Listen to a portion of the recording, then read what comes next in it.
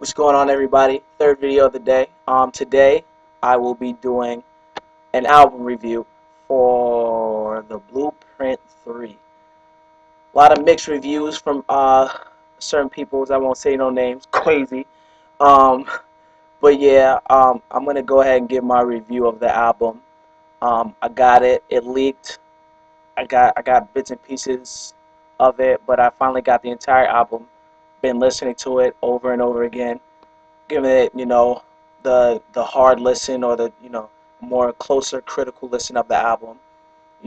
Had my initial thoughts of songs, changed, some ratings, lowered some, raised some, but I've given it some time because I didn't want to just go into this and just, without, with my fan bias, because I'm a very big Jay-Z fan. I didn't want to go into this with a fan bias. I just gave it a legitimate listen, and just the fact of the matter is, to me, that this is probably the best album of the year. Um, well, great album. I can't say enough about it. There were many people who thought that there was going to be a lot to be desired, that JF fell off, that he's overrated now, wasn't going to be as good. Some songs people, didn't like as much when they came out. Others people loved. To me, every song he's put out has been well thought out. DOA, great way to start off the release of the album, because it set a tone, showed that he wasn't playing games. He's tired of the way rap is right about now, and that he's ready to bring it back to a level where it used to be, uh, back in its prime, back to a time where it needs to be, which is, at a higher quality and level. And he's always been in the mix when it comes to that. This is his 11th #1 album, um, and it's well deserved. He didn't play no games, and I'm gonna go ahead and make this statement right now, that the Blueprint 1, 2, and 3, and you can disagree with me if you want, and I really want to have this discussion. Is probably the best trilogy album ever released, and that many rappers tend to do this, is they release their albums in trilogies. Kanye West did it with College Dropout, Late Registration, Graduation. Jadakiss has done it with Kiss of Death, Kiss the Game Goodbye, and his most recent album is going to be, which is Last Kiss. Um, Biggie did it with Born Again, Ready to Die. Oh, excuse me, Ready to Die.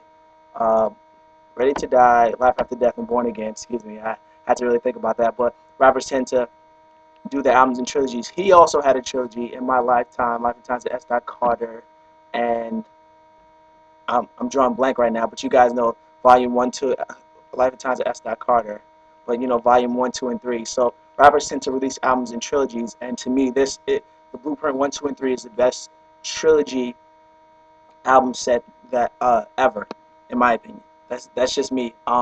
Because Blueprint 1, automatic classic. Blueprint 2, many people sleep on that album. It was great double disc album. A lot of great songs on there. People sleep on it, say it's so, but it's a great album. And the Blueprint 3 doesn't fail to live up to the hype of Blueprint 1 and 2, in my opinion. Song after song, singles out now are all hits. DOA was a hit. Run This Town was a hit. Empire State of Mind was a hit.